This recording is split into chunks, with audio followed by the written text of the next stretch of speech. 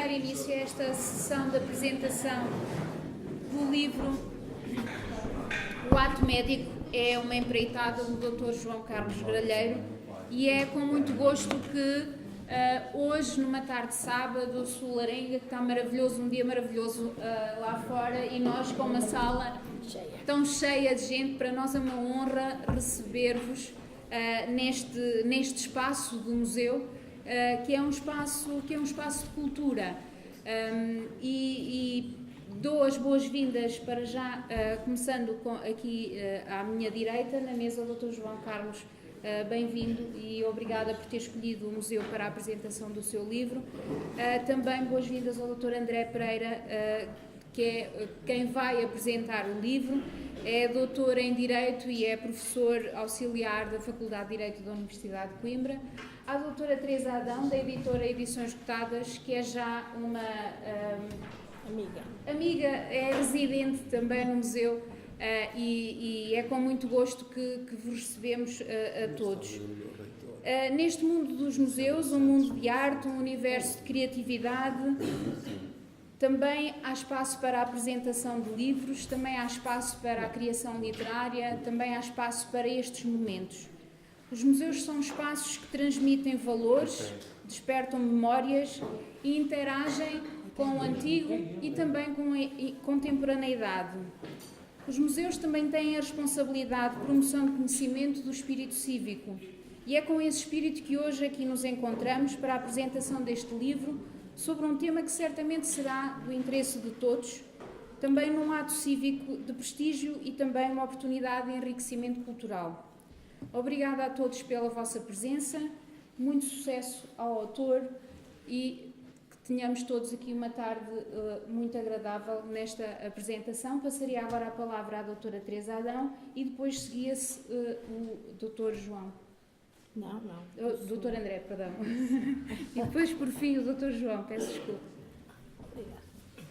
Então, muito boa tarde a todos. Obrigada pela vossa presença.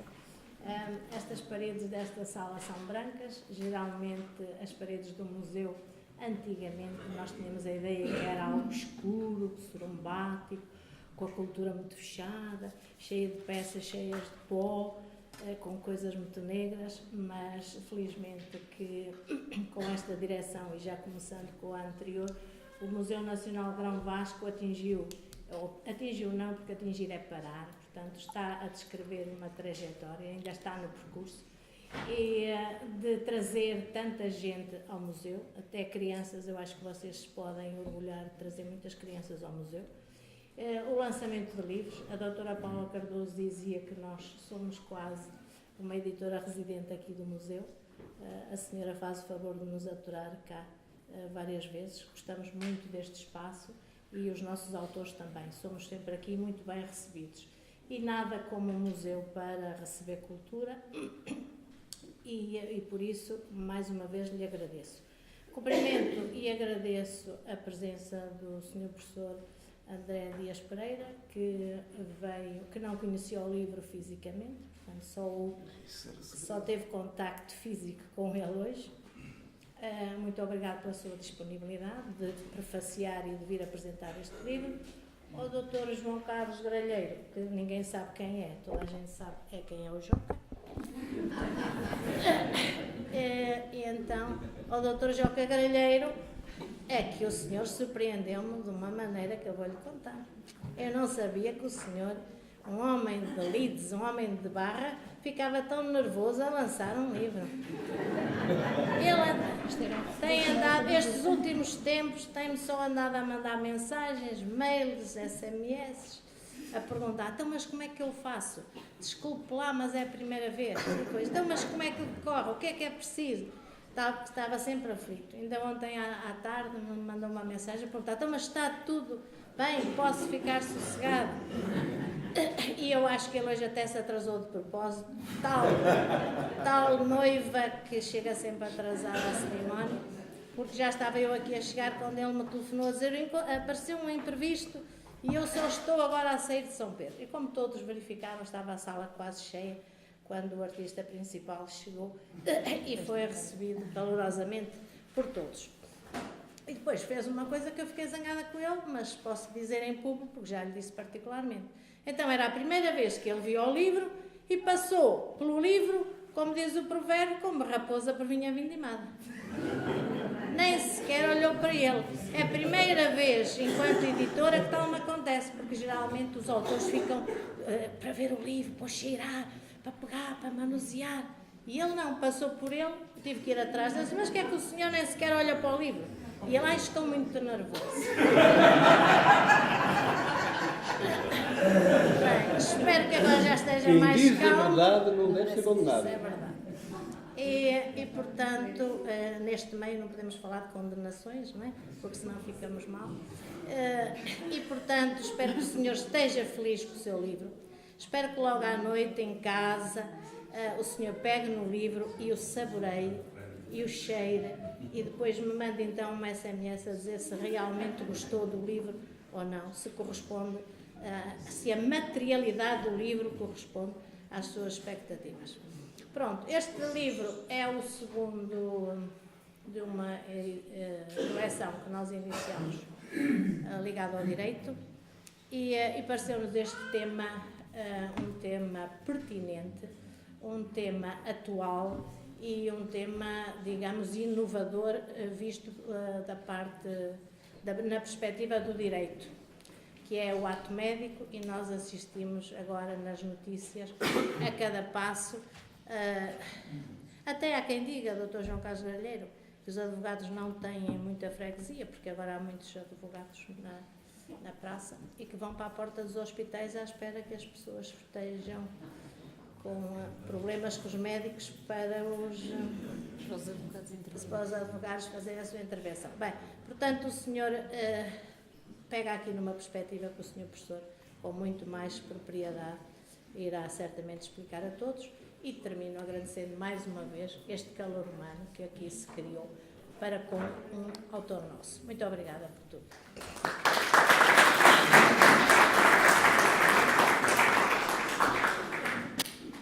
Muito boa tarde, cumprimento a doutora Paula Cardoso, nossa anfitriã, que nos abre as portas deste magnífico museu. É para mim uma honra estar em Viseu e no Museu Grão Vasco, de renome internacional. Cumprimento também a doutora Teresa Adão, editora, que deu à luz esta bela obra e que conheço pessoalmente. Naturalmente, ao Dr. João Carlos Gralheiro, que me honrou com o seu convite para o prefácio e para a apresentação. Queria saudar a todos, em especial, pareceu-me há pouco ver o meu magnífico reitor, espero que não me tenha enganado. Não sei, mas já saiu. Bom, mas ficam os cumprimentos. O meu vice-reitor, diretor e professor, Avelange Nunes, e outros distintos colegas que aqui eu reconheço. Bom, compete-me a mim, então, com gosto, dizer umas palavras sobre a matéria que nos convoca aqui esta tarde. E gosto de citar Susan Sontag, gosto sempre de citar no seu livro A Doença como Metáfora e a SIDA e as suas metáforas, esta afirmação: a doença é o lado sombrio da vida, uma cidadania bem pesada. Ao nascer, todos nós adquirimos uma dupla cidadania, a do reino da saúde e a do reino da doença. E muito embora todos preferíssemos usar o bom passaporte, mais tarde ou mais cedo, cada um de nós se vê obrigado, ainda que momentaneamente, a identificar-se como cidadão da outra zona. No fundo, esta frase de Susan Sontag mostra que este livro diz respeito a todos nós. Os problemas da medicina, do direito da medicina, os problemas da doença, dizem direito a todos nós. Mas continuemos. É um fenómeno paradoxal, colocado em evidência por Amartya Sen, o facto de que quanto mais uma sociedade investe em cuidados de saúde, mais os seus cidadãos se sentem doentes. Na verdade, a medicina, como diz Daniel Callahan, é vítima do seu próprio sucesso. Vivemos numa sociedade medicalizada, em que nos inserimos, e temos grandes expectativas face aos avanços da medicina e da farmácia. E ainda bem. Este progresso da medicina e da farmácia tem sido extraordinário, sendo recorrente a afirmação de que a medicina evolui a cada mês, se não mesmo a cada semana que passa. As melhorias notáveis nos cuidados de saúde, a qualidade e eficácia de muitos medicamentos e o rigor e a precisão do diagnóstico são uma utopia que se está fazendo nas nossas faculdades, nos nossos hospitais, nos nossos centros de investigação, na nossa indústria farmacêutica, pelo menos no nosso norte global, usando a expressão de Boaventura Sousa Santos. Esta sociedade medicalizada de que falamos insere-se no contexto de uma sociedade de hiperconsumo. Sociedade de hiperconsumo definida por Gil Lipovetsky como aquela em que as despesas de saúde se desenvolvem em todas as direções, progredindo mais rapidamente que o consumo no seu todo. De facto, os orçamentos privados e públicos da saúde aumentam bastante. O Homo consumericus aproxima-se cada vez mais do Homo sanitas. Consultas, medicamentos, análises, tratamentos, todos estes consumos surgem num processo acelerado que parece não ter fim. Este rodopio clínico em que os cidadãos são envolvidos produziu a chamada indústria da saúde, com as conhecidas consequências sobre o erário público, lançando em definitivo o debate sobre a sustentabilidade do modelo social europeu, designadamente na área da saúde. Como diz os relatórios da OCDE, os gastos com a saúde em Portugal, nos países da União Europeia e da OCDE, têm crescido a um ritmo superior ao crescimento económico, assumindo uma importância crescente face ao PIB.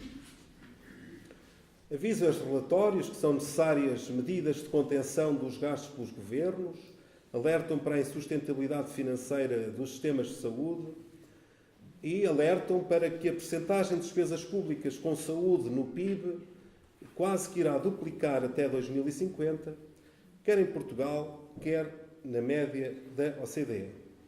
Lá está em saber se, como dizia um grande estudioso inglês, se aumentar a despesa em saúde é um problema. Bom, se aumentar o PIB em saúde é um problema, mas eu não vejo ninguém dizer que é um problema aumentar o PIB no turismo ou no cinema.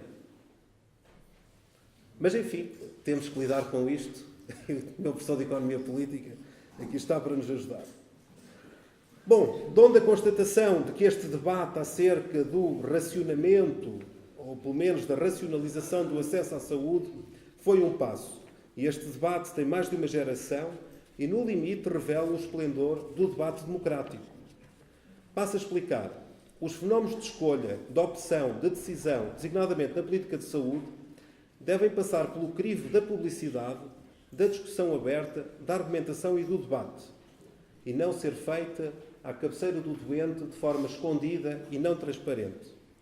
Democratizar as decisões sobre a saúde é o grande passo do debate sobre o racionamento ou racionalização, e este caminho vai sendo paulatinamente trilhado pela sociedade portuguesa.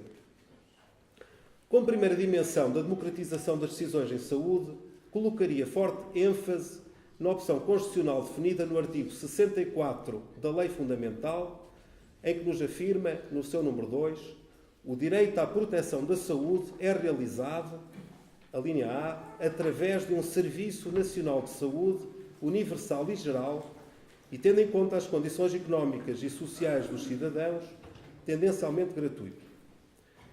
Esta norma da nossa Constituição não se contenta com a exigência de um acesso à saúde equitativo, como, por exemplo, se afirma no artigo 3º da Convenção sobre os Direitos do Homem e a Biomedicina do Conselho da Europa de 1997.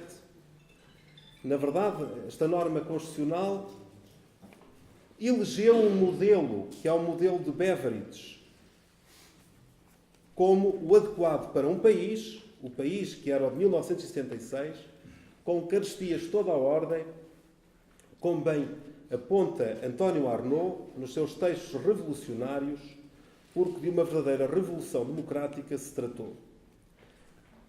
E, na verdade, esta opção político-constitucional, pelo modelo de Beveridge, portanto, pelo modelo de um SNS como o pilar estruturante do sistema de saúde, veio trazer para o debate veio trazer o debate das despesas em saúde diretamente para o Orçamento de Estado, que representa o mais apelativo debate parlamentar e político desde o liberalismo.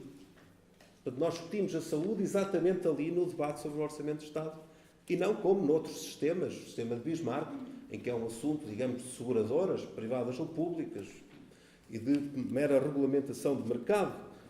Embora, a bom da verdade, tenha que dizer que já nenhum sistema é puro, já não há nenhum sistema puramente de Bismarck e nenhum sistema puramente de Beveridge. Mas, enfim, tendencialmente, o facto de se optar por um sistema de Beveridge leva a que estes debates sejam muito públicos e participados no momento do Orçamento de Estado. Este facto não é indiferente e não tem sido devidamente sublinhado. Ao colocar nas mãos do Estado um Serviço Nacional de Saúde que opera através de hospitais públicos, lato sensu, ou de convenções com privados, a Constituição impõe o compromisso perante a sociedade e perante os cidadãos de que seja assegurado um determinado pacote, neste caso até geral, da prestação em saúde, até agora entendido como universal, portanto, para todos, e geral, ou seja, de todas as necessidades médicas. O que é muito problemático, quando se afirma que no todas, mas enfim. Os que pretenderem reduzir este cabaz de prestações de saúde terão de o fazer sob o crivo, sob a fiscalização e o controlo do Parlamento. Talvez por isso os países escandinavos, cujos sistemas de saúde se filiam também no modelo de Beveridge, tenham sido pioneiros no estudo do tema do racionamento ou da racionalização, designadamente porque a cultura cívica destes povos não admitiria que um determinado tratamento estivesse disponível para um grupo de cidadãos e não para outro grupo de cidadãos. Já não acontece assim, por exemplo, na Alemanha, herdeira ou pátria-mãe do sistema de Bismarck, em que há uma diversidade de seguros, com diferentes prestações, em função daquilo que for contratualizado, havendo, obviamente, um seguro básico, que é o seguro mínimo, para qualquer cidadão. Veja-se que isto é de total atualidade. Foi o grande tema de negociação no acordo para esta nova grande coligação entre a CDU e o SPD, foi exatamente a questão dos seguros de saúde, em que, enfim, se terá tentado chegar a um acordo entre o SPD, que queria, digamos, uma universalização de um cabaz, e a CDU, que queria manter regras contratuais em vigor. Enfim, não vamos entrar nesse detalhe. Portanto, tudo isto é de profunda atualidade. Um segundo passo trilhado no sentido do debate democrático sobre a racionalização do acesso à saúde foi a consagração das chamadas taxas moderadoras. Se olharmos para a jurisprudência do Tribunal Constitucional, ao longo do tempo foi decantando o entendimento que se pode enunciar nestas palavras muito singelas. Tendencialmente gratuito não significa tendencialmente pago. Tendencialmente gratuito não significa tendencialmente pago. É esta a síntese daquilo que é a jurisprudência do Tribunal Constitucional. Contudo, mais do que as taxas moderadoras dos hospitais e centros de saúde, a nossa atenção deveria prender-se também na comparticipação dos medicamentos e, sobretudo, no acesso aos cuidados continuados. E todos conhecerão histórias das diferenças entre classes sociais extraordinárias na possibilidade de acesso aos cuidados continuados ou cuidados domiciliários, que é outra alternativa a idades avançadas da vida. Enfim, este jargão de racionalização, eficiência e custo-benefício poderá não se coadunar com uma visão mais estática do Serviço Nacional de Saúde. Porém, se olharmos para a principiologia da bioética sugerida por Bishop e Childress, temos realmente que olhar para o princípio da justiça, que, como já se disse, é o princípio que importa afirmar no século XXI. Neste sentido, a Carta dos Direitos e Deveres dos Doentes afirma que os recursos existentes são integralmente postos ao serviço do doente e da comunidade até ao limite das suas disponibilidades. Portanto, a ideia de que há limites de disponibilidades, que há carestias. Por outro lado, no campo dos deveres dos doentes, postula-se, no número 6, O doente tem o dever de utilizar os serviços de saúde de forma apropriada e de colaborar ativamente na redução de gastos desnecessários. Em suma, em termos de racionalização, e infelizmente em alguns casos de racionamento, existe mais informação, mais transparência e mais debate democrático em torno da questão do financiamento da saúde. Impõe-se a aplicação de estratégias de sustentabilidade e modernização do modelo social europeu e do desenvolvimento do sistema de saúde em geral e do Serviço Nacional de Saúde em especial. Em segundo lugar, gostava de dizer que, mergulhando agora já mais nos temas de direito privado que são versados neste livro, que a responsabilidade médica está de facto a aumentar, devido a vários fatores. Primeiro, há um aumento genérico do recurso aos tribunais. Isto não é só no direito da medicina. Pensemos no direito da família. Permitam-me agora fugir ao texto e lembrar o velho ditado: entre marido e mulher não metas a colher. Pois isto é o que os tribunais estão a fazer todos os dias. Entre pais e filhos, enfim, a vida privada não é nada. O direito da família tem crescido de forma... E ainda bem, tudo aquilo que são as tradicionais estruturas totalitárias de organização de institutos sociológicos. O trabalho é o grande exemplo. O direito do trabalho surge exatamente para libertar. É por isso que há direito, porque quando não há direito, há opressão. Na família, a família era um grande centro de opressão, de humilhação, e então o direito tem que intervir. E, meus queridos médicos e enfermeiros presentes, nos hospitais também houve, não sei se ainda há, talvez haja, opressão e humilhação. E o único caminho é exatamente trazer a ética e o direito. Portanto, o aumento do direito à medicina não é uma especificidade agora da responsabilidade médica. Isto está por todo o lado, em tudo aquilo que eram instituições totalitárias num certo sentido, está aqui. E já vamos ver que esta área da biomedicina é especialmente totalitária, já iremos ver isso. De facto, a partir de meados do século XIX, a medicina passou a orientar-se pelas ciências da natureza. A arte médica adquiriu fundamentos totalmente novos. Houve uma grande melhoria das capacidades da medicina que acarretou o aumento da responsabilidade dos médicos. Atualmente, há novas formas de responsabilização. Temos os casos de wrongful birth e wrongful life. Ações que, digamos, perturbam a medicina da obstetrícia, da radiologia, da imagiologia, enfim, que se prende com o nascimento de crianças com deficiência e outras. Ações que apenas se tornaram possíveis e imagináveis a partir do momento em que surgiram técnicas de análise pré-natal e a consequente possibilidade de responsabilizar o médico, imagiologista, obstetra, pelos seus erros neste domínio. Ou a wrongful conception, a concepção indevida, apenas possível de configurar a partir do momento em que emergiu o direito à autodeterminação procriativa, a utilização generalizada de métodos contraceptivos e mesmo o acesso à esterilização voluntária. Portanto, surgem novas ações de responsabilidade médica em temas que, naturalmente, não existiam há 40 anos, ou há 50 anos, ou há 30. E, se calhar, graças a isso, muitos de nós estamos aqui. No plano antropológico, devemos recuperar as figuras da necessidade e da ajuda. Uma pessoa que sente uma necessidade física, psicológica, social, dá-se, o doente dá-se a outra, que representa uma ajuda ou que a promete. O paciente confia ao médico bens pessoais do mais alto escalão, a vida e a sua saúde. Confia-lhe partes pessoais da sua esfera íntima. Verifica-se, e cito Faria Costa, uma radical abertura do eu ao outro. Na verdade, a relação médico-paciente é absolutamente singular. Às vezes eu gosto de pensar se a relação entre o advogado e o cliente é semelhante. Não é. A dádiva que o doente faz ao médico, a exposição, ele está muitas vezes sem roupa. Nunca teve nenhum cliente entrar sem roupa no seu escritório. Faz toda a diferença, a roupa. Nós somos primatas superiores que usamos roupa. Perante o médico, tiramos a roupa. Faz muita diferença. A vulnerabilidade é extrema nesta relação.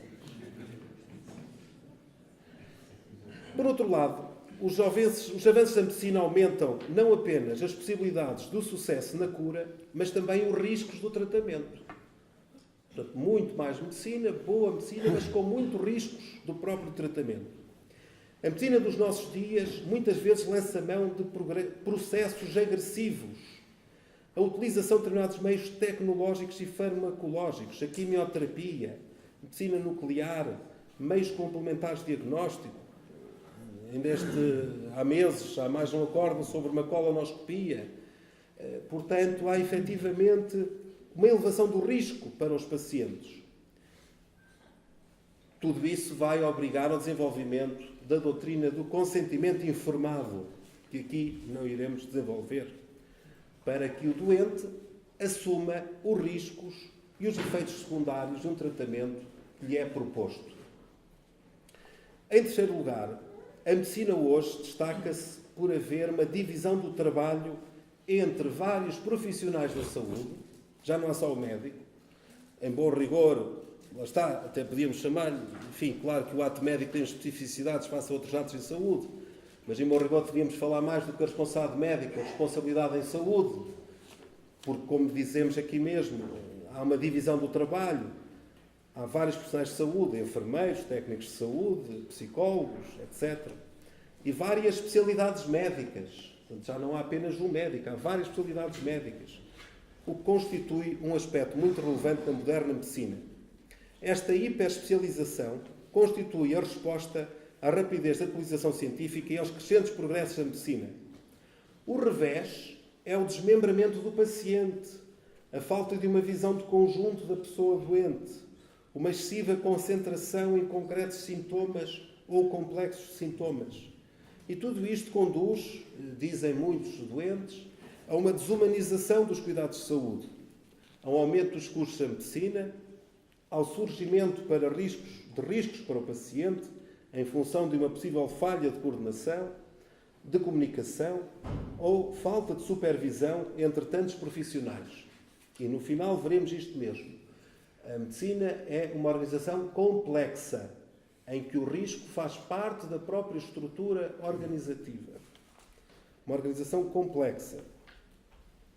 E, portanto, poderá haver erros na delegação de tarefas, má qualificação de colaboradores, conflitos de competência, não são só nos tribunais, os conflitos negativos e os conflitos positivos de competência, por vezes também entre as especialidades médicas e, sobretudo, na revelação de informação, isso é muito evidente. Quem é que informa? Sou eu que prescrevo ou és tu, o radiologista, que fazes o exame? Enfim, temas muito interessantes. Por isso, muitos danos aos doentes ocorrem na transição entre serviços, na repetição desnecessária de exames e na não assunção pronta da responsabilidade por agir. Em quarto lugar, a medicina cientificizada e tecnicizada, esta medicina baseada na evidência, na verdade, em Portugal devemos dizer medicina baseada na prova, porque evidência é uma palavra inglesa, enfim, que em português tem um significado um pouco diferente. Evidente é aquilo que não carece de prova, não é? Portanto, a medicina, evidence-based medicine, a medicina baseada na prova. Ou seja, foi aquilo que se provou depois de muitas análises e meta-análises. Mas, enfim, esta medicina tem conduzido a uma formação médica menos humanista. No médico valoriza-se a ciência face à experiência. E no doente valorizam-se os resultados objetivos das análises e dos exames de diagnóstico face às manifestações subjetivas e sociais do seu padecimento. Mas o médico não deve olvidar a sua função de parceiro, de companheiro no sofrimento que durante milénios desempenhou. Na síntese das palavras pessimistas de Karl Jaspers, um médico e jurista há 100 anos atrás, da Heidelberg, ele dizia pessimisticamente, já há 100 anos: quanto maior o saber e as possibilidades da ciência, quanto mais capazes os instrumentos e aparelhos para o diagnóstico e terapia, mais difícil se torna encontrar um bom médico ou mesmo um médico que seja. Um pouco exagerado, naturalmente, que há excelentes médicos com excelente ciência. Mas, enfim, todos sabemos que há este dilema. E aqui também entra a responsabilidade médica. E, contudo, e nesta fase termino com este louvor, graças à medicina, a esperança de vida aumentou exponencialmente. A morbilidade e mortalidade diminuíram.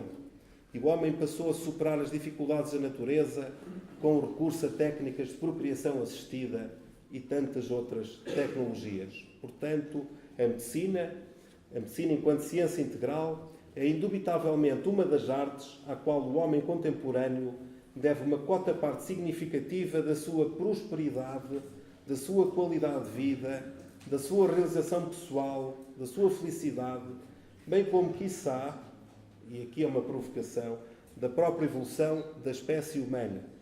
Portanto, para terminar, parece-me aqui a criticar a medicina, não. De facto, eu estou no clube daqueles que adoram a medicina e a farmácia e que acham que ele muito contribuiu para estarmos aqui todos hoje muito mais saudáveis, muito mais realizados e para que a própria economia nacional seja muito mais forte. A saúde não é uma despesa, a saúde é um investimento para a economia nacional. Ora, é neste contexto demasiado longo, peço desculpa, que surge a obra que hoje aqui nos congrega. A obra de João Carlos Gralheiro.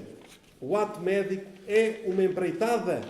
Ponto de interrogação. Este título adota uma forma pouco habitual de um jurista lançar o repto. Será um isco ao leitor. A forma interrogativa. Em vulgar um livro de direito, ter no seu título um ponto de interrogação. É um isco, exatamente para apelar à leitura, à vossa leitura atenta e empenhada. Na aparente secura e tecnicidade da discussão destas matérias da responsabilidade civil, o autor e ilustre advogado, pós-graduado com muito bom em Direito da Medicina pelo Centro de Direito Biomédico da Faculdade de Direito de Coimbra, assíduo frequentador do mundo da cultura jurídica e ativo homem das leis e empenhado no mundo das artes e das coisas da República, interpela o leitor, quiçá nas entrelinhas, para uma reflexão pungente e urgente acerca da condição da pessoa face à tentacular e omnipresente missão proselitista do biopoder e das totalitárias malhas de uma nova protomedicina. Ora bem, agora parece que estou a voltar a atacar a medicina. Mas é que realmente há aí uma medicina que tem uma missão proselitista, nos tornar a todos homens saudáveis. O que é bom, mas cuidado com os proselitismos, com as conversões. Às vezes trazem inquisições, não é verdade? E temos que estar atentos. E, de facto, esta dimensão do biopoder que muitos têm assinalado. Ora, esta realidade desta malha totalitária, e de facto chamar aqui a empreitada, o contrato de empreitada, é de facto aqui, tem o seu quê de provocador, do ponto de vista, digamos, das ideias sobre estas matérias, porque é evidente que isto tem um enquadramento que se encontra nos acordos da responsabilidade médica, nos livros de responsabilidade médica, talvez se é um contrato de prestação de serviços, ou se é um contrato de empreitada, certas dimensões da medicina, mas para isso vão ler o livro. Há aqui uma dimensão muito interessante, que é de se podermos equiparar ou não o ato médico como um ato de um empreiteiro. E isto é muito atual e muito problemático dentro desta biopoder totalitário. Ora, esta realidade na qual a primeira vítima pode ser, o médico, que uma certa ideologia difusa visa transformar num mero operador tecnológico, um empreiteiro e não um servidor, um devedor de obras e não um companheiro humano da pessoa doente e paciente. E o sacrificado mor seria o cliente, outra provocação de João Carlos Gralheiro. Na literatura de Direito da Medicina, quase todos evitamos a palavra cliente. Uns gostam do doente, outros gostam do paciente, outros gostam do utente, outros gostam da pessoa, mas ele, de propósito, discutimos isto durante a produção do livro, só dizer, senhora editora, eu conheci o livro por dentro, muito bem, por várias leituras ao longo destes anos que teve a produção, porque houve o trabalho, houve a correção de trabalho, houve o texto, a correção do texto. Portanto, eu conhecia bem o livro, naturalmente, embora não a edição que saúdo pela sua beleza. Estava eu a dizer que João Carlos Gralheiro nos traz aqui outra provocação, não só o médico empreiteiro, como o doente cliente. Uma provocação de um homem de letras. Será um mero consumidor reclamando, dentro de um prazo, pela forma legal, as imperfeições do técnico da medicina. Será que é esse o caminho? Por isso lá está o ponto de interrogação. Será que é isso que queremos para a responsabilidade civil médica e a responsabilidade civil enquanto mero, dimensão do direito que revela uma estrutura sociológica? É isso que queremos para a medicina e para a cidadania? Um empreiteiro que está a operar sobre o corpo alheio? Ora, por outro lado, o nosso direito da responsabilidade médica, e vejam os médicos presentes, que se eu fui duro com a medicina, vejam como serei agora com o direito. O nosso direito da responsabilidade médica encontra-se espartilhado por duas jurisdições, tribunais judiciais, tribunais administrativos, desmembrado por diversas fontes primárias, o Código Civil, a Lei 67/2007, 31 de dezembro, múltipla legislação extravagante, em permanente desassossego na doutrina e na jurisprudência, de saber-se obrigações de meio, se obrigações de resultado. E ainda e sempre em busca de um lar que poderia ser, por exemplo, a consagração no Código Civil de um contrato de prestação de serviços médicos, como fez a Holanda em 1995 e a Alemanha em 2013, que lhe deram uma civilizada guarida com honras de contrato típico no Código Civil. Na verdade, os juristas presentes sabem que o nosso Código Civil, novo, de 50 anos, regula, por exemplo, a parceria pecuária, que, aliás, muito interessante, acabei de comer uma bela vitela de Lafões, portanto, a parceria pecuária ainda tem algum interesse, mas convenhamos que nada a dizer sobre aquilo que toca a todos, como é um contrato médico, uma relação médico-doente, mostra que, se calhar, o Código ficou num século XX muito atrasado, num século XX ali, mais para os lados de Santa Combadão, do que propriamente preparado para um século XXI, que se exige com outro tipo de dinâmica nas prestações de serviço. E a academia tem, às vezes, a tendência para idolatrar a obra feita, designadamente o Código Civil. Se calhar também não tem sido a mais ativa na dinamização do Código Civil. E dou só aqui mais uma palavra neste discurso. O Código Civil francês está vivo. Tem 214 anos. Celebra este ano 214 anos. Está vivo e está pujante. Porquê? Porque a Academia e o legislador francês nunca hesitaram em cortar, despedaçar, alterar, modificar o Código Napoleão. Só assim um código pode estar vivo. Não é isso que acontece em Portugal. Tantos e tantos temas novos do direito civil, onde é que vão parar invariavelmente? Para uma lei extravagante, para uma lei avulsa, que, enfim, às vezes até um advogado, um jurista menos atento, nem conhece. Pensemos, sei lá, na proteção do consumidor, na compra de um bem de consumo, pensemos na responsabilidade do produtor, pensemos nisto, no direito da medicina, enfim, no contacto entre médicos e doentes, que nada se diz no Código Civil sobre isto significativo. Ora bem, que pensar destas matérias? Em primeiro lugar, no âmbito da relação entre a pessoa doente e os profissionais de saúde, temos que aqui dizer que há um conjunto de valores e que devemos afirmar os direitos do paciente. Pelo menos os seguintes: o direito a ser informado, a consentir ou a recusar o tratamento, incluindo através de uma diretiva antecipada de vontade. A importância do direito a um processo clínico e ao acesso à informação de saúde, que é do doente, não é do médico. A informação é do doente. O direito ao sigilo médico e à proteção dos seus dados pessoais. e, naturalmente, o direito a um tratamento adequado de acordo com as melhores regras da arte. Em segundo lugar, e para terminar, como é que podíamos melhorar esta situação de caos, de ausência de proteção de vítimas de erro médico, de profunda degradação da relação médico-paciente, que por vezes acontece? Vejamos o que tem acontecido noutros países. Por exemplo, em França, em 2002, perante diferenças crescentes entre a jurisdição administrativa e a jurisdição civil, o legislador francês, perante essas injustiças que se verificavam em muitos pleitos, perante dificuldades processuais e probatórias, tantas vezes acontece, agora andei a discussão a propósito do SIGIC, saber se para os tribunais comuns, para os tribunais administrativos, e passam-se anos a discutir conflitos de competência positiva e negativa, sem se decidir exatamente o problema material.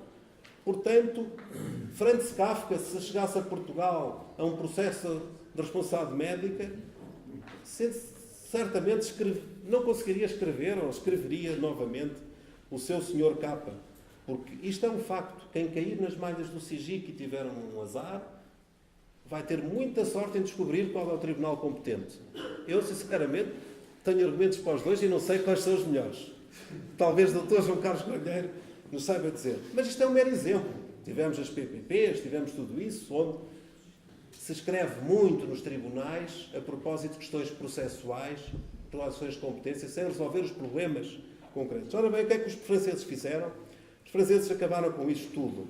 Criaram uma regra, um regime unitário, um recurso a uma resolução alternativa de litígios, através de um tribunal arbitral, presidido por um juiz togado, em que há uma forte socialização do risco, em que há uma proteção das vítimas mais graves, dos acidentes nosocomiais e das infecções hospitalares. Portanto, quem tiver um acidente, for vítima de um acidente médico, e já veremos que eles são muito frequentes, e se ficar um grande incapaz, há um fundo de compensação destas vítimas disponibilizado pelo direito francês.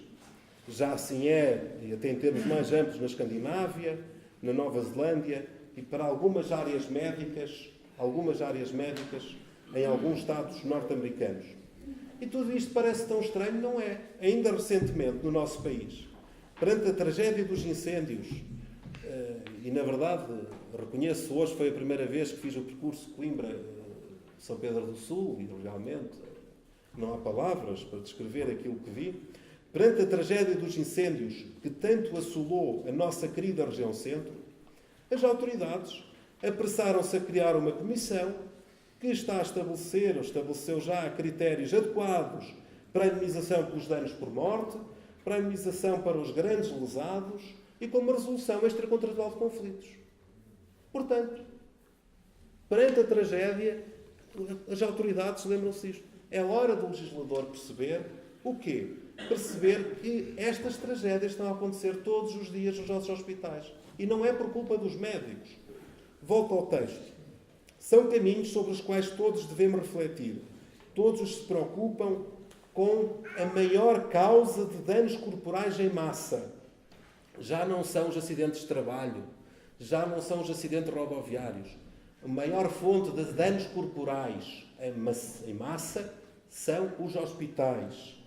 Com efeito, os estudos de Harvard nos anos 80 e do Instituto de Medicina do final do século passado demonstram que a atividade médica causa muitos danos, muitos evitáveis, seja em razão de infecções nosocomiais. E pergunto se alguém que não conhece alguém que foi vítima de uma infecção nosocomial e morreu, ou ficou em coma, ou ficou mais de 2 semanas internado, ou ficou 6 meses sem trabalhar. Todos conhecemos. Seja por erros de medicação, seja por falhas na transmissão de informação dentro da equipa. E José Fragata e Luís Martins, um médico e um engenheiro, que escreveram um livro chamado O Erro em Medicina, portanto, partindo dos números americanos e transpondo para a população portuguesa, afirmaram que há cerca de 2 a 3 mil mortes, 2 a 3 mil mortes evitáveis no sistema de saúde português. Nós temos atualmente menos de 300 mortes por acidentes de trabalho em Portugal. Aliás, muito menos que isso. menos de 100, salvo erro. Todas lamentáveis, mas são menos de 100. E temos um regime de compensação de acidentes de trabalho por morte e não só. Nós temos, felizmente, apenas, entre aspas, 700 mortos nas estradas portuguesas. Enfim, há 30 anos eram 2.000, 1.500, agora são 700, 600. E temos o sistema de seguros, também temos muitas ações em tribunal, como é evidente.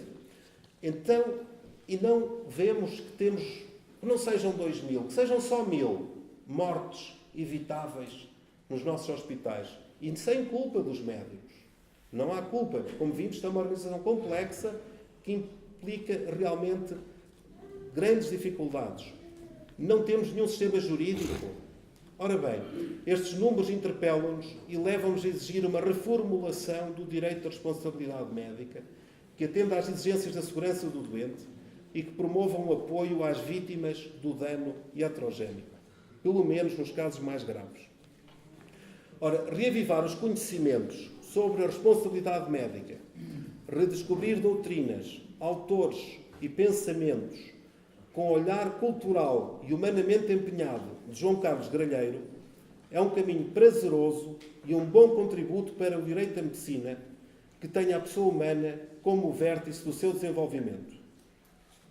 Naturalmente, este livro é muito mais sobre temas próprios da responsabilidade civil, da obrigação de meios, da obrigação de resultado, contrato de prestação de serviços, contrato de empreitada, analisa várias intervenções em concreto, se há ou não há um contrato de empreitada, a diferença entre contrato de prestação de serviços e contrato de empreitada.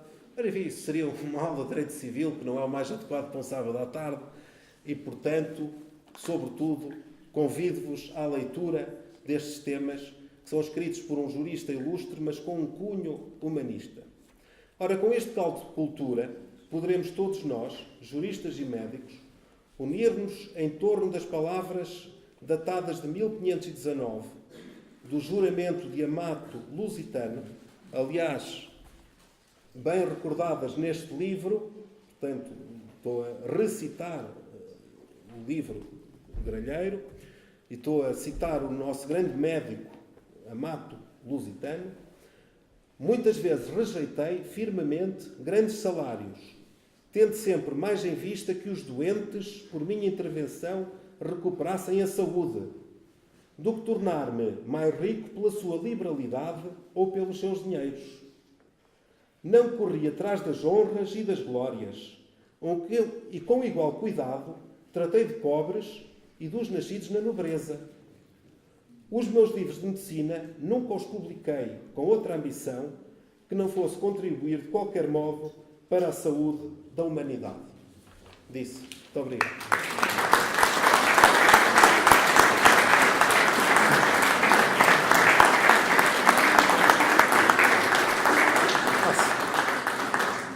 Já vos cansei. Agora é que são elas.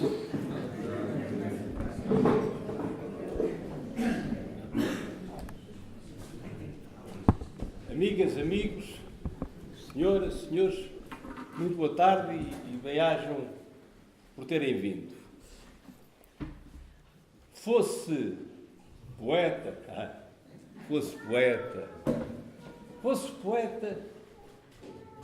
ei-la, a vez de vos anunciar o meu primeiro livro de poemas. Fosse pintor, haveria chegado o momento de vos presentear com as minhas melhores telas. Fosse músico, mas não. Prosador. Um prosaico prosador que chega a fingir que é dor. A dor que devera sente. Ops, isto não é daqui, desculpem lá. Enganei-me, isto devem ser os nervos. Olha, o melhor é começar e com o papel à frente não vai haver mais equívocos. Então, dizia eu, fosse poeta, ei-la, a vez de vos apresentar o meu primeiro livro de poemas. Fosse pintor, haveria chegado o momento de vos presentear com as minhas melhores telas. Fosse músico, mas não. Prosador. Um prosaico prosador, e agora sim, que se atreve a prosar, vejam bem, sobre coisas do direito e da medicina.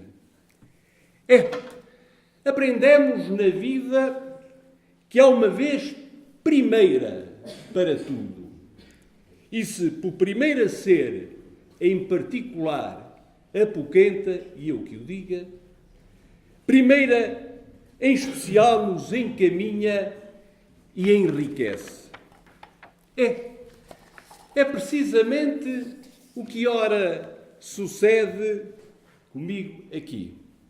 Aqui, para a primeira sessão de apresentação do meu primeiro livro.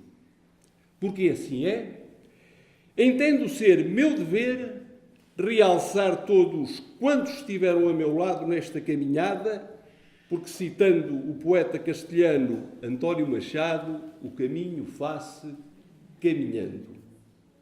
Antes de mais, meu penhorado bem-ajem a meus pais, Margarida e Jaime Gralheiro, os dois encabeçando o pelotão, lado a lado, neste meu percurso de quase 6 décadas, sem a educação que me deram, sem as portas, postigos e janelas que me ajudaram a abrir, sem os corredores que incondicionalmente me auxiliaram a percorrer ao longo da minha formação humana, académica e profissional, eu não seria eu. Este eu que ora se vos dirige. Partilho convosco, não resisto, uma sentida memória. A última conversa que tive com o meu pai foi preciosamente, sobre o trabalho de investigação que tinha em mãos, embrião deste livro. Um pequeno parênteses, permitam-me. Embora tendo sido a derradeira, como vos disse, apoquenta-me, encaminha-me e enriquece-me como se da primeira tivesse tratado.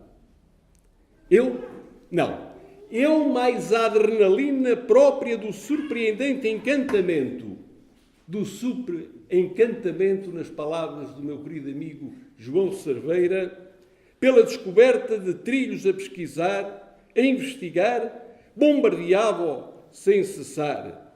E ele, na cama do hospital, já debilitado, acompanhando as constelações teoréticas em que a nave interestelar do meu raciocínio navegava, alertava-me, volta e meia, para os buracos negros que poderiam surgir na rota que estava a trilhar. Isto de se ser agnóstico é-me tramado. Pois que sabemos que eles não estão, alguns, em nenhuns, quiçá, orgulhosos pelo produto final. Isto de ser agnóstico é-me maravilhoso, porque coloca nos nossos ombros a responsabilidade de respeitarmos a memória deles. Depois uma palavra de gratidão a meus mestres, a todos eles, pretéritos, presentes e vindouros, já que, parafraseando Vladimir Ilyich Ulyanov Lenin, aprender sempre. Desde os bancos da escola, então denominada de primária, até os da faculdade, passando pelos do magistério, à data designada de primário, tive o privilégio de cruzar com professores de universal saber, portadores da inquietude própria de instigar à pergunta, da insaciabilidade da procura e da descoberta. Assim, não poderia deixar aqui de relevar quem amavelmente prefaciou esta obra, honrando-nos com a sua presença, o Sr. Professor Dr. André Dias Pereira, ilustre académico da Faculdade de Direito da Universidade de Coimbra. Foi o Sr. Professor Dr. André quem levou a que eu fizesse as pazes com a Faculdade de Direito da Universidade de Coimbra, onde me licenciei. permitam-me que compartilhe, permitam-me que compartilhe um momento em que o espanto desplotou a vontade de pesquisar que desaguou no trabalho agora feito livro. Devo ao curso de pós-graduação em Direito da Medicina, ministrado pelo Centro de Direito Biomédico da Faculdade de Direito da Universidade de Coimbra, de Vossa Excelência, o professor é distinto presidente. Quão diferente é hoje a relação mestre-aluno. Hoje, testemunho. Ao longo das várias formações e pós-graduações que frequento e frequentarei, e estou certo, o privilégio que é ter professores tão perto, tão aberto aos alunos. Que prazer! Que prazer é ir às aulas naquela vetusta universidade. E quem conhece a minha vida académica sabe o peso destas palavras. Que prazer que é ir às aulas.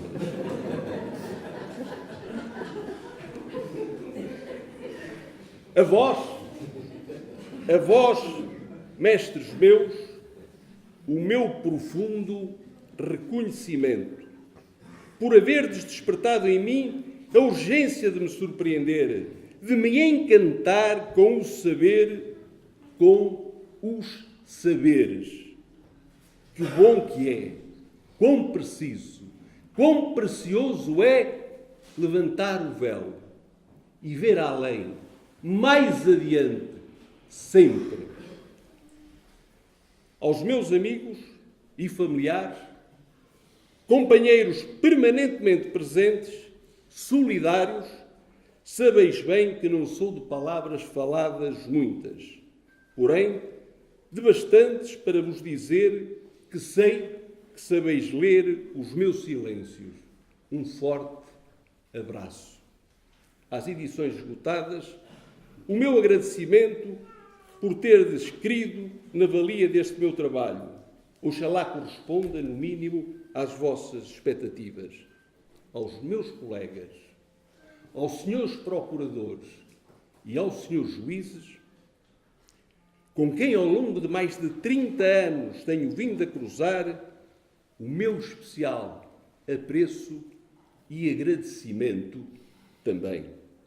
É na dialética da barra, onde vós sois protagonistas, que a todo momento sou confrontado com a procura das soluções jurídicas mais adequadas, porque justas na composição dos interesses em litígio e conformes com uma correta interpretação da lei. Modestamente, repito, modestamente, creio que o corpo deste meu trabalho melhor seria escrito por qualquer um de vós. Por vós que de tanto saberdes, meu tempo tanto não tendes de facto. Aos leitores, a minha palavra de gratidão. E à minha garganta, um bocadinho de água.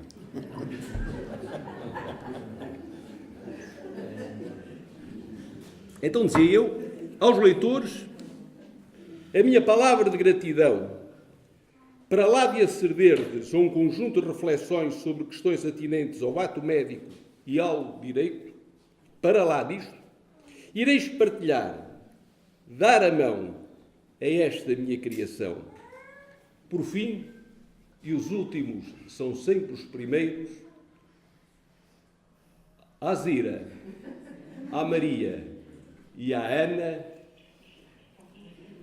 bem-ajam por maturardes. Olhem, e já agora, desculpai qualquer coisinha.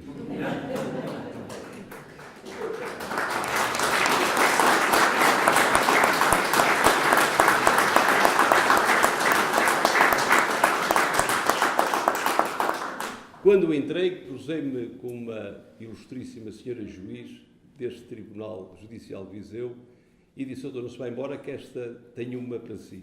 Terminando mesmo. É a última pergunta. Mais uma pergunta. Doutor, quando é que termina? Terminando mesmo. Convidando-vos a deslocarem-se ao bar, onde, com a colaboração da Escola Profissional Mariana Seixas, o chefe João Eustáquio, sua equipe e alunos, irá ser servido um miminho, nas palavras da doutora Teresa Adão, um miminho, sendo que, entretanto, ficarei à disposição de quem o queira para autografar o meu livro. Doutor, lá no mesmo sítio. É? Fica lá no mesmo sítio. Lá no mesmo sítio o quê? O senhor autografo. Ah, é? Então pronto, é para lá que eu vou.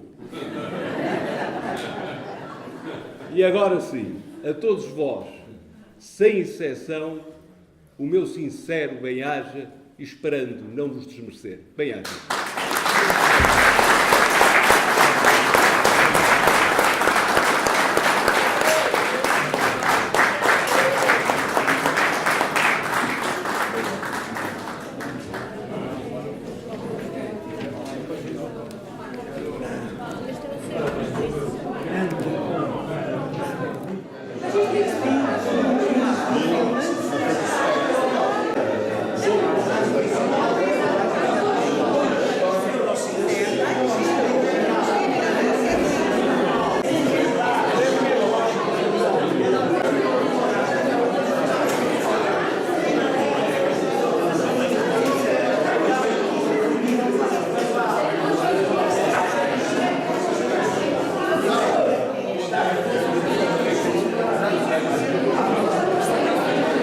Giro, não é? É boa. Olha, hoje